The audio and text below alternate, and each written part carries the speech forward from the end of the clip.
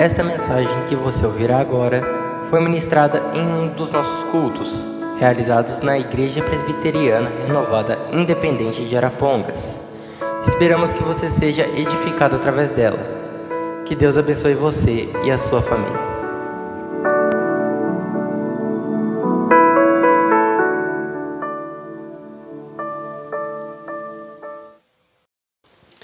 Abra sua Bíblia na carta do apóstolo Paulo aos Romanos, no capítulo 3.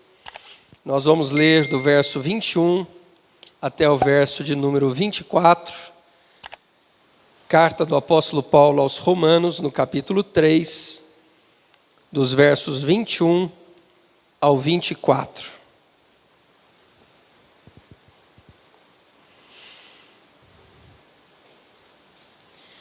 Glória a Deus, louvado seja o nome do Senhor.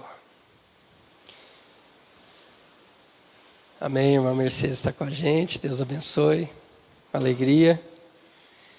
Romanos 3, 21 a 24 diz: Mas agora se manifestou sem a lei a justiça de Deus, tendo testemunho da lei e dos profetas, isto é, a justiça de Deus pela fé em Jesus Cristo, para todos e sobre todos os que creem, porque não há diferença. Porque todos pecaram e destituídos estão da glória de Deus, sendo, pois, justificados gratuitamente pela sua graça, pela redenção que há em Cristo Jesus. Amém. Podemos assentar. Amados, nós estamos falando aqui sobre a morte de Jesus. E quando nós falamos sobre a morte de Jesus, nós precisamos responder a seguinte questão: por que Jesus morreu? Jesus era um criminoso? Não. Jesus era um assassino? Ele era um réu culpado de morte? Não. Então por que ele morreu?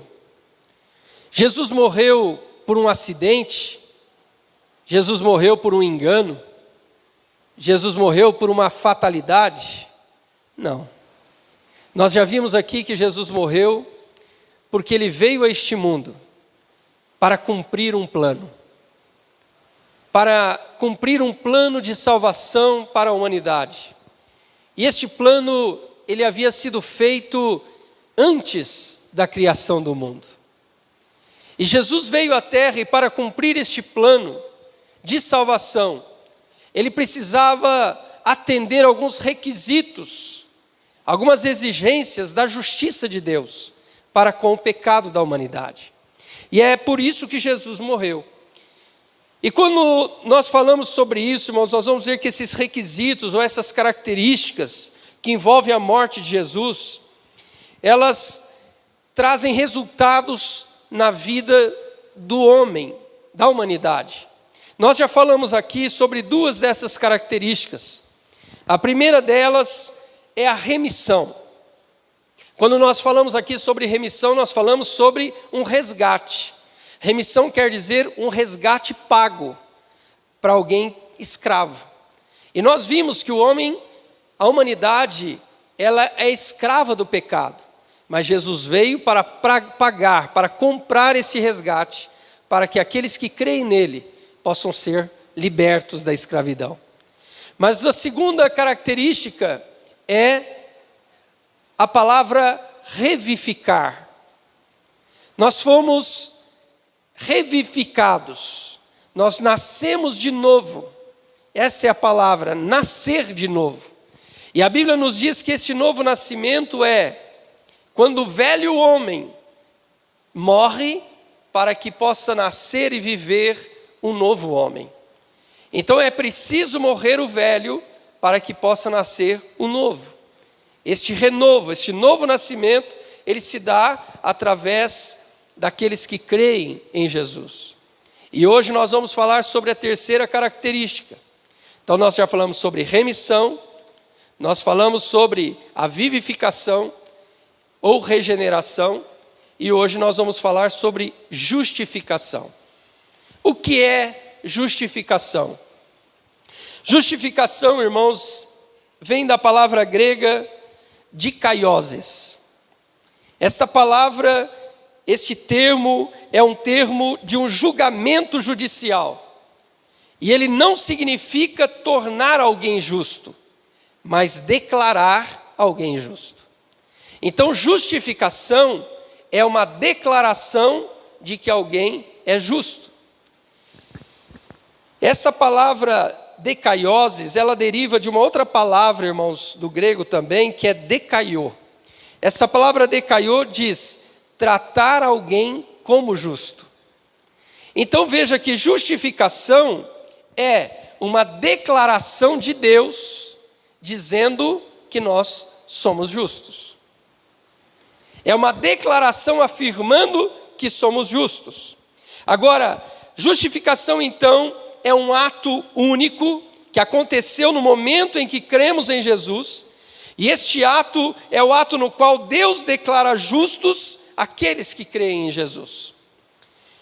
Isso não significa, irmãos, que nós não temos mais pecado, mas significa que nós fomos declarados justos através da morte de Jesus.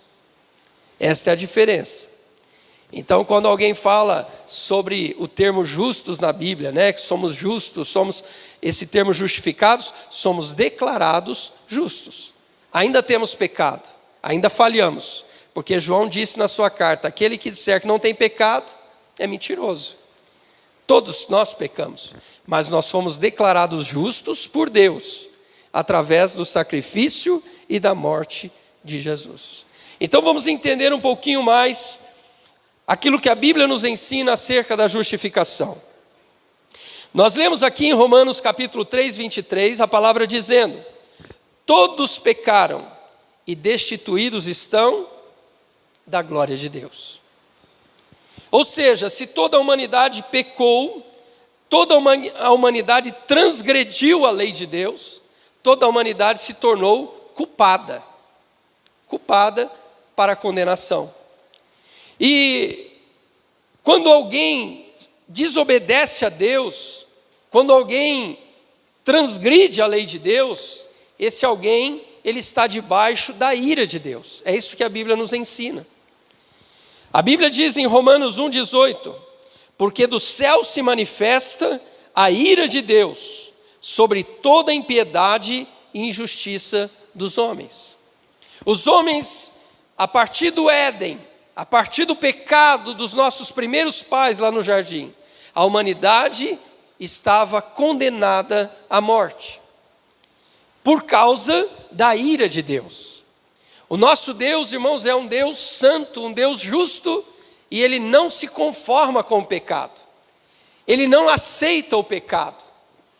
Ele despreza o pecado. Ele odeia o pecado. E como Ele odeia o pecado, Ele odeia a prática do pecado.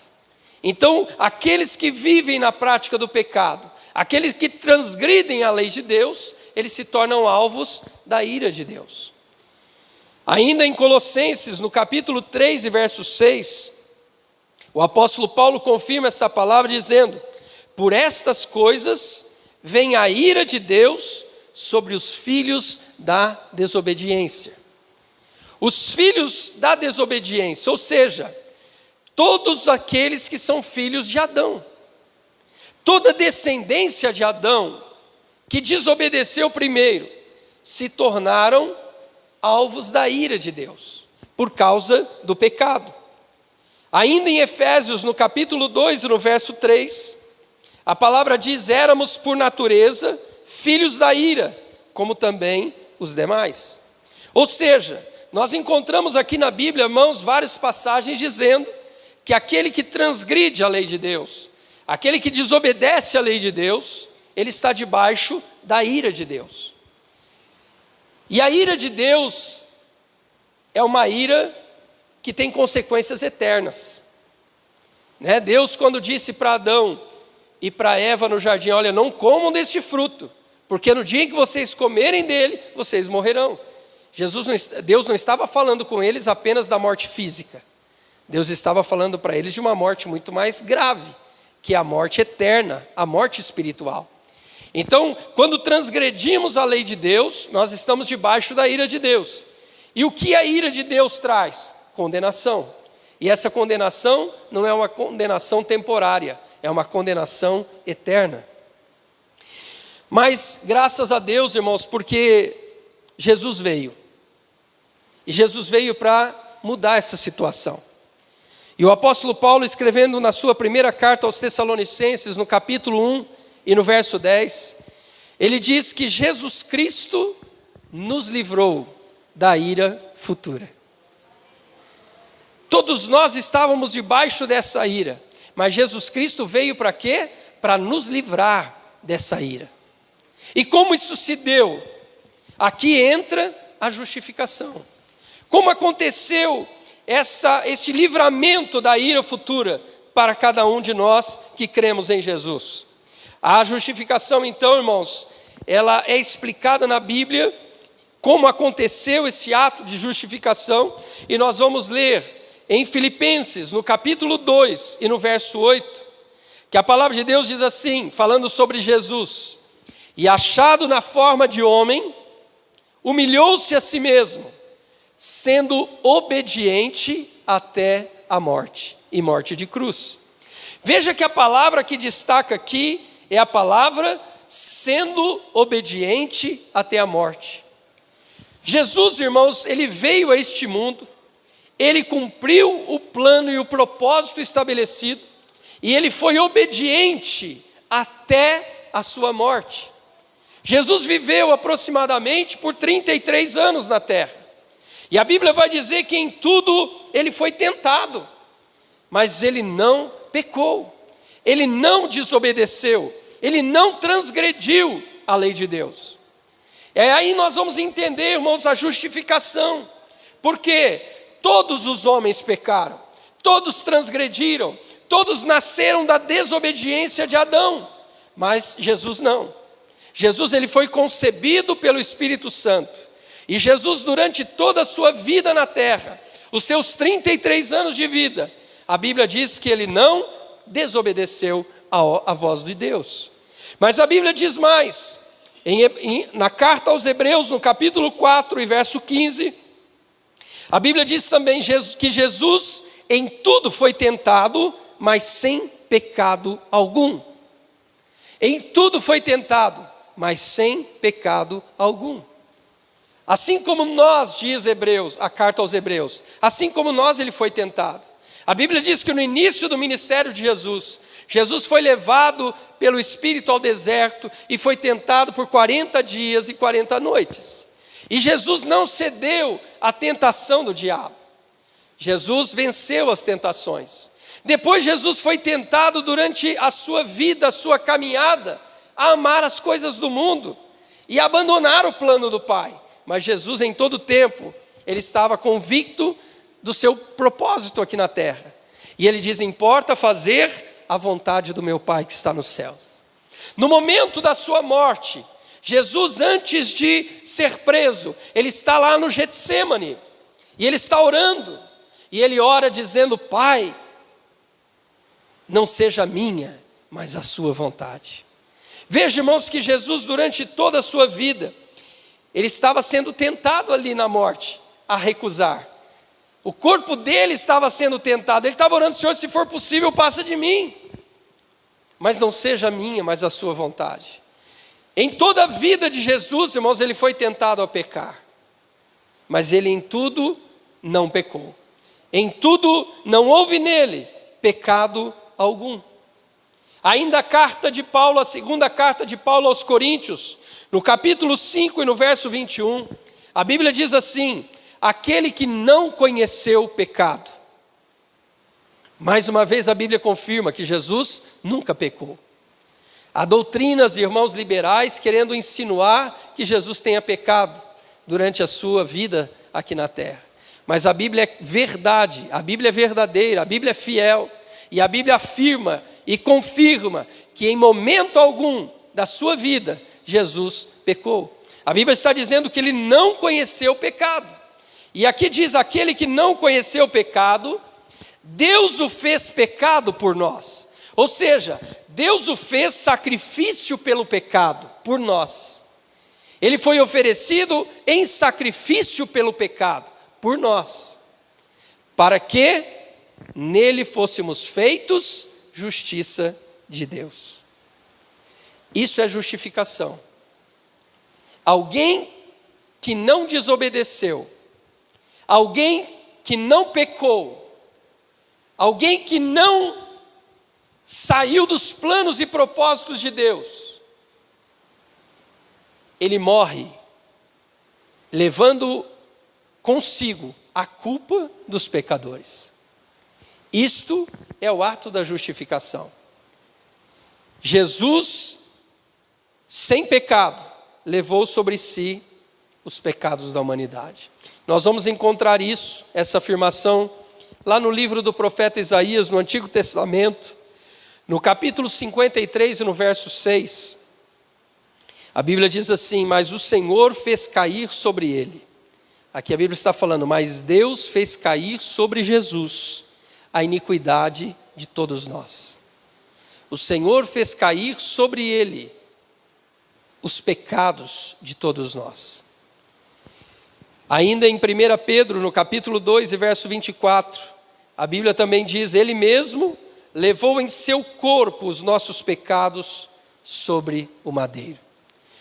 Irmãos, Jesus, mesmo não tendo pecado, ele pagou, ele sofreu a ira de Deus. Ele sofreu a ira de Deus pelos pecadores. E nós vamos entender isso, irmãos, de forma mais clara, quando a gente lê lá no Evangelho de Mateus, no capítulo 27, e no verso 46, que está falando do momento da crucificação de Jesus, quando a Bíblia diz ali: por volta das 3 da tarde, Jesus clamou em alta voz e disse: Eli, Eli, lema sabachthani. Isso quer dizer: Deus meu, por que me desamparaste? Nessa oração, Jesus havia dito: Pai, se possível, passa de mim este cálice. Irmãos, o que quer dizer essa palavra cálice? Essa palavra se refere várias vezes na Bíblia a um cálice da ira de Deus. Você vai ver lá no Apocalipse, durante a tribulação, a Bíblia falando sobre o Senhor Deus derramando um cálice de ira sobre a terra. E aqui, Jesus está orando e diz: Senhor, se é possível, passa de mim este cálice da tua ira. A ira pelos pecadores, a ira que o Senhor tem por aqueles que transgrediram os teus mandamentos, a ira que o Senhor sente por aqueles que transgrediram a lei do Senhor. Mas no fim ele entende que o plano teria que ser concluído. E ele diz: todavia, não seja como eu quero, mas como tu queres. Irmãos, e neste momento que Jesus está ali na cruz, ele vai dizer: Deus meu, por que me desamparaste? Irmãos, por que Deus desamparou seu filho na cruz? O próprio Jesus, que quando iniciou o seu ministério, ao ser batizado por João Batista nas águas do Jordão, a Bíblia diz que ele estava orando quando saiu das águas. O Espírito desceu sobre ele na forma corpórea de uma pomba, e eles ouviram uma voz do céu que dizia: este é meu filho amado, em quem eu tenho prazer. Se o Jesus que foi batizado, iniciou seu ministério, era o filho amado de Deus, em quem Deus tinha prazer, porque agora no momento de dor, e no momento de sofrimento, e de crucificação, Deus, o Pai, vira as costas para este filho. Porque Jesus estava levando sobre si a ira de Deus pelos pecadores. O sofrimento de Jesus, irmãos, não é um sofrimento de uma morte comum. Ele sentiu o peso dos pecados da humanidade. Ele sentiu o peso da ira de Deus por causa do pecado da humanidade. E aí nós precisamos entender, irmãos, que para a gente compreender a justificação, essa troca que foi feita, Jesus na cruz, o justo na cruz, pelos injustos, nós precisamos entender que a Bíblia fala aqui de uma palavrinha também, que é a palavra imputar. A palavra imputar, irmãos, quer dizer, de acordo com o comentário bíblico, Warren Wiersbe, imputar quer dizer que Deus colocou os nossos pecados na conta de Cristo e depositou a justiça de Cristo na nossa conta. Em outras palavras, Jesus vestiu os nossos trapos imundos de pecado para ir para a cruz, enquanto nós fomos vestidos com as suas vestes de justiça e de santidade. Irmãos, isso é justificação. Ele levando a nossa culpa, as nossas transgressões, para que nós pudéssemos ser vestidos de umas vestes puras e limpas da justiça de Deus. Isaías profetiza sobre isso lá, irmãos, em Isaías 61, no verso 10. A Bíblia diz assim: tenho grande alegria no Senhor, a minha alma se alegra no meu Deus, porque me cobriu com vestes de salvação e me envolveu com manto de justiça. Eu me alegro no Senhor porque Ele me cobriu com as vestes de salvação e me envolveu com manto de justiça. Aquilo que pertencia a Jesus, Ele deu para nós. E tomou sobre si aquilo que era nosso. Isso é justificação. Por isso nós fomos declarados justos, por causa desse ato de Jesus. Senão nós ainda estaríamos culpados, estaríamos debaixo da ira de Deus. Então veja, irmãos, a importância da morte de Jesus. Ela nos resgatou do pecado, ela nos fez nascer de novo, e agora ela nos fez ser declarados justos diante de Deus. São requisitos da justiça de Deus. Mas em Romanos capítulo 5 e verso 18, o apóstolo Paulo diz e explica essa justificação da seguinte maneira: pois assim como por uma só ofensa, que ofensa é essa? A desobediência de Adão. Assim como por uma só ofensa, veio o juízo sobre todos os homens para condenação, assim também por um só ato de justiça, que é a obediência de Jesus, veio a graça sobre todos os homens para justificação e vida. Então Adão pecou e pelo ato de Adão, a condenação veio para todos os homens, todos os descendentes de Adão. Mas agora, pelo ato de obediência de Jesus, de obedecer até a morte de cruz, veio a justificação pela graça, para que tivéssemos vida em Cristo Jesus. Depois, no verso 19 de Romanos 5, ele vai explicar e enfatizar essa mesma afirmação.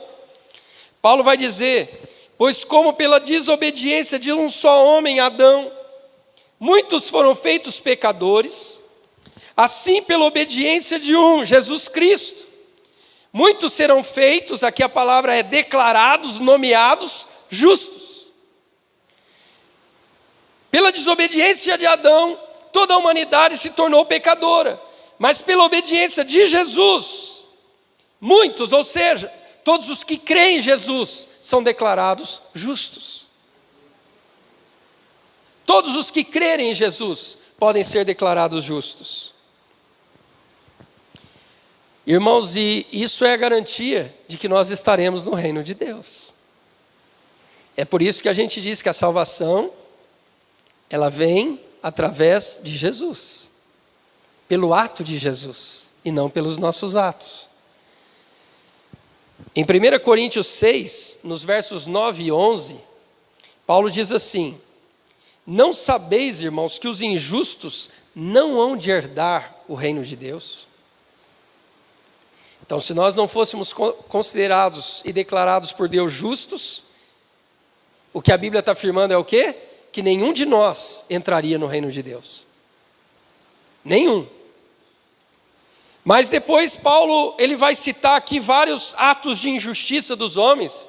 Ele vai falar sobre roubo, prostituição, ele vai falar sobre engano, ele vai falar sobre dissensão, brigas. Mas daí ele vai dizer: e tais fostes alguns de vós, mas fostes justificados em nome do Senhor Jesus, pelo Espírito do nosso Deus. Todos nós estávamos corrompidos pelo pecado, vivendo a prática do pecado, cometendo pecado constantemente na nossa vida. Mas Paulo está dizendo, se vocês continuassem vivendo essa vida, vocês não iam herdar o reino de Deus. Mas agora, vocês vão herdar o reino de Deus, não porque vocês são bons, mas porque Jesus justificou vocês, pagando o preço do vosso pecado na cruz do Calvário. Em Romanos 5, no verso 1, a Bíblia diz assim: sendo, pois, justificados pela fé. Quero destacar isso aqui, irmãos, sendo justificados pela fé. O texto que nós lemos aqui de Romanos 3:23 diz: mas agora se manifestou sem a lei a justiça de Deus, isto é, a justiça de Deus pela fé. Irmãos, veja que nós fomos justificados pela fé. Nenhum de nós aqui experimentou apalpar a justificação. Ela é fé. A declaração de que somos justos é fé. A Bíblia está afirmando isso, e nós cremos que a Bíblia é a palavra de Deus. A Bíblia está afirmando que nós éramos filhos da ira, mas que agora nós somos filhos de Deus. A Bíblia está dizendo que todos aqueles que creem em Jesus se tornam filhos. A Bíblia fala sobre isso, que aqueles que creram se tornaram filhos e herdeiros da promessa, herdeiros do reino, co-herdeiros com Cristo. E isso, irmãos, nós só sabemos pela fé. Nós vivemos crendo nisso pela fé. Alguém aqui já foi para o céu alguma vez? Mas nós sabemos que existe o céu pela fé. Aquele que morre em Cristo, como que a gente tem certeza de que eles estão com Deus? Pela fé. Todos esses que já dormiram no Senhor, nós cremos que um dia eles serão arrebatados, eles serão ressuscitados, com o corpo glorificado. Isso já aconteceu? Nós não vimos, mas é pela fé. Então, irmãos, a justificação ela acontece pela fé. E olha o que Paulo diz aqui em Romanos 5:1: sendo justificados pela fé, nós temos paz com Deus. Olha que coisa maravilhosa. Enquanto ele dizia, nós éramos filhos da ira. Imagine você olhando para Deus, irmãos, e Deus irado com você. Mas agora ele está dizendo, pela fé, nós temos paz com Deus, porque Ele nos declarou justos, através do sacrifício de Jesus. Deus olha para mim e para você e diz, você mereceria perecer eternamente no inferno. Mas eu te declaro justo, porque o meu filho morreu e levou sobre ele a ira, a culpa e a condenação que estava sobre você. E agora, por causa disso, você foi vestido da justiça de Jesus. Então Deus olha para nós e vê em nós, não mais o pecado fétido, mas Ele olha para nós e vê em nós a justiça de Deus através de Jesus. Somos declarados justos, não porque fazemos qualquer coisa, mas nós somos declarados justos porque Jesus fez. Isso é justificação. Sabe, irmãos, as pessoas têm a tendência de achar que é por aquilo que elas vão fazer, é que elas vão ter paz com Deus. Se eu me sacrificar, se eu andar de joelhos, se eu carregar uma cruz nas costas, se eu fizer essa penitência, aí eu vou estar bem com Deus. Mas a Bíblia nos diz, irmãos, que não é por isso. Nós temos paz com Deus por causa da justificação em Cristo Jesus. Não é pelo que fazemos, é pelo que Jesus fez que nós temos paz com Deus. Eu quero encerrar deixando aqui, irmãos, 2 exemplos bíblicos que simbolizam a justificação, para que você possa entender melhor. O primeiro exemplo que eu gostaria de deixar, irmãos, está lá em 2 Samuel, capítulo 9. Davi era rei de Israel. E Davi havia feito um pacto com Jonatas, filho de Saul. Davi havia feito uma aliança com Jonatas. Ele disse: olha, Jonatas, se eu morrer, você cuida dos meus filhos. Você dá uma atenção para os meus filhos. Se você morrer, eu assumo a responsabilidade de cuidar dos teus filhos. E de fato, irmãos, Jonatas morreu. Saul perdeu o trono. E todos os filhos de Saul praticamente foram mortos. E Davi estava agora reinando, ele se lembrou dessa aliança. E Davi chamou um servo que havia trabalhado para Saul, chamado Ziba. E Davi perguntou para ele: escuta, Ziba, você que trabalhou com Saul, tem alguém da família de Saul que está vivo ainda, para que eu possa usar de generosidade para com ele? Ele disse: Senhor, tem um. Ele se chama Mefibosete. Ele está morando lá em Lodebar. Irmãos, Lodebar, essa palavra lo, quer dizer não e sem. Debar quer dizer uma cidade sem pasto, uma cidade sem comunicação. Essa cidade de Lodebar era uma cidadezinha localizada lá no fim do mundo, como a gente diz, onde o Judas perdeu as botas. Uma cidade isolada, uma cidade que não tinha riqueza, não tinha pastagens, não tinha gado, não tinha posse. Era uma cidade onde estavam as pessoas esquecidas. E era lá que estava Mefibosete. E quando Davi ficou sabendo que Mefibosete estava lá, e Ziba ainda disse para ele: olha, além dele estar em Lodebar, ele é um paralítico dos pés. Ele está paralítico, ele é paralítico, ele não anda. Sabe o que Davi fez, irmãos? Davi mandou uma comitiva real, lá na cidadezinha de Lodebar. Imagine vocês, nós aqui na cidade de Arapongas, uma cidade pequena, e de repente chega uma comitiva presidencial, e para na casa de alguém, e diz assim: olha, o presidente está mandando te buscar. É isso que aconteceu lá em Lodebar. Parou a cidade. Chegou aquela comitiva de Davi, carruagem real, soldados de Davi, e falaram: Mefibosete, olha, o rei está levando, quer ver você. Na hora o Mefibosete falou: vai me matar. Só sobrou eu. O meu avô tentou matar Davi de todo jeito. E agora ele descobriu que eu estou vivo. E ele vai me matar. E ele foi com a comitiva. Irmãos, quando ele entrou no palácio de Davi, arrastando os pés, ele diz para Davi: meu senhor, o que vistes em mim, que sou como um cão morto? Davi disse: eu te trouxe aqui por causa de uma aliança.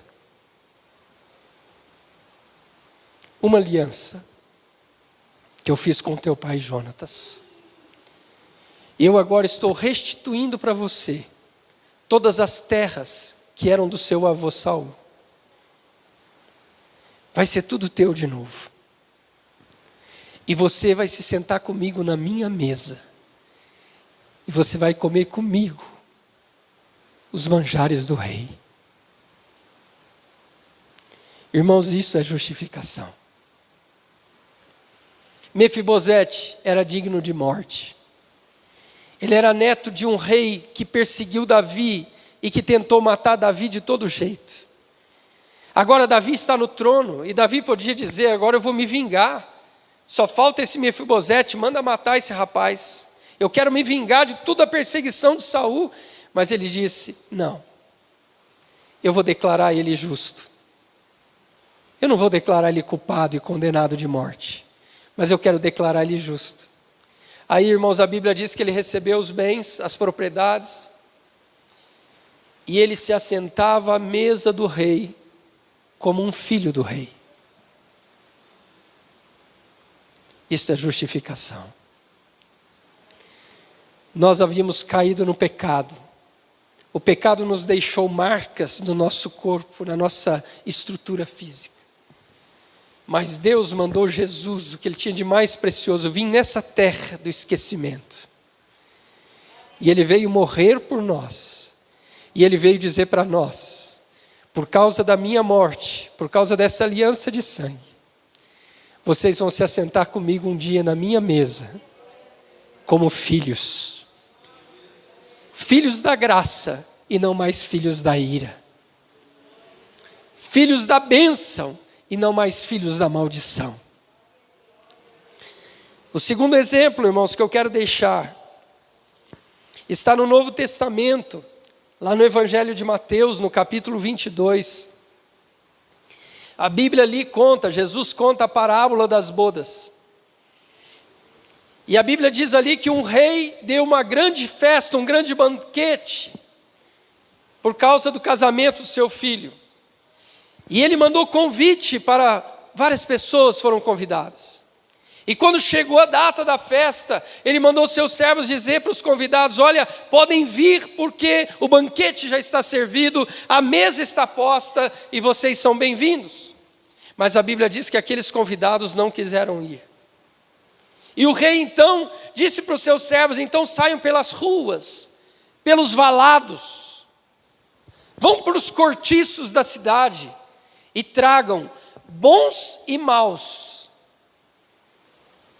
Entreguem para eles vestes nupciais, para que eles possam entrar e se assentar nas bodas. Isso é justificação. É claro que nessa parábola Jesus estava aplicando aos judeus que rejeitaram o convite, e por isso o evangelho seria estendido aos gentios.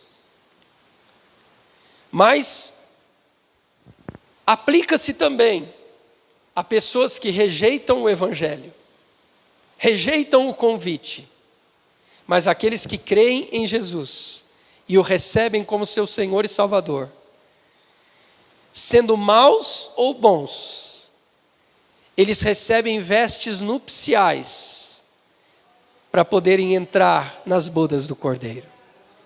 Essas vestes nupciais, irmãos, fala sobre a veste de justiça, a veste de salvação. Se você crê em Jesus, você recebe a veste de santidade e salvação. E você é convidado a entrar na mesa do Senhor. Finalizando, Paulo diz aqui em Romanos 3 ainda, mas no verso 28 que nós não lemos: concluímos, pois, que o homem é justificado pela fé, sem as obras da lei. Amém?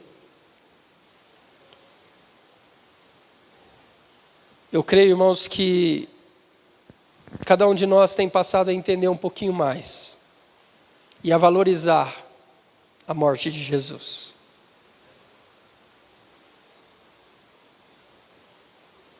Ele poderia não vir e nós estaríamos todos condenados.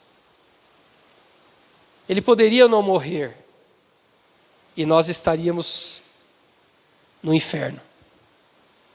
Mas porque ele veio, porque ele morreu, nós fomos declarados justos.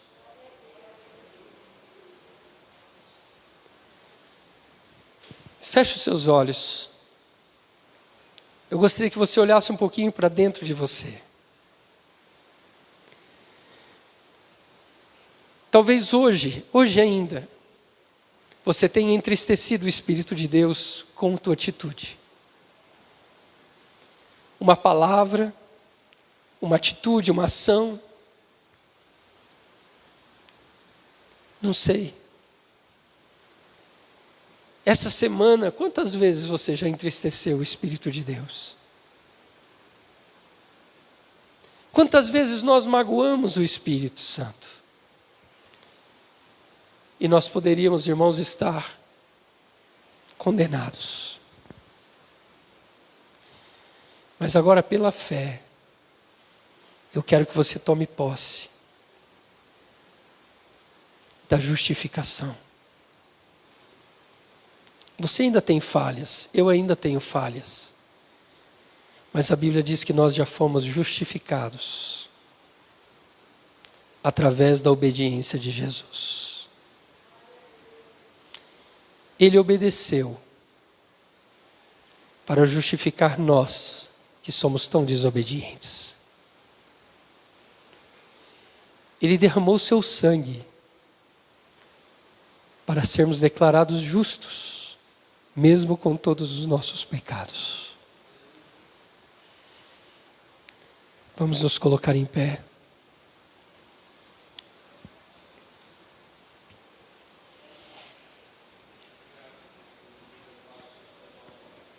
Senhor Deus,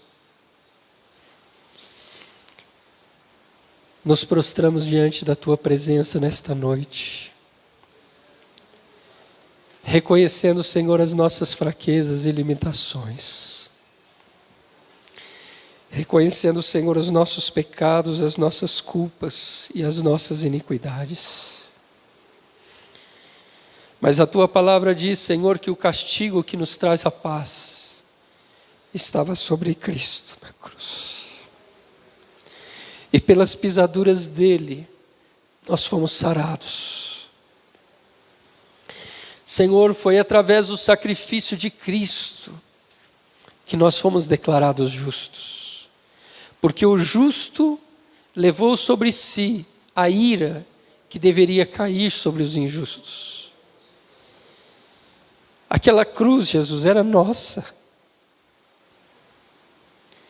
A condenação de morte era para nós. Mas o Senhor carregou nos seus ombros. Muito obrigado, Jesus. Porque nós não somos dignos, mas a Tua graça nos alcançou. Senhor, muito obrigado. A nossa palavra de gratidão.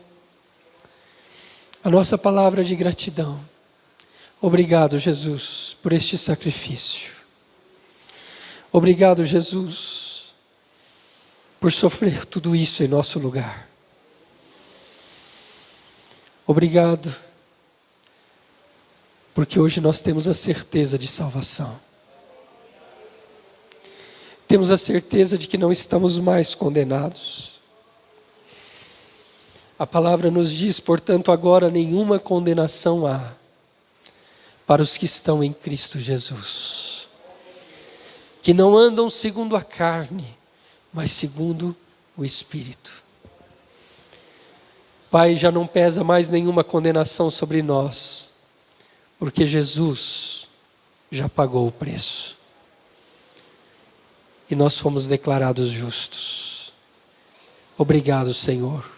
Em nome de Jesus. Amém.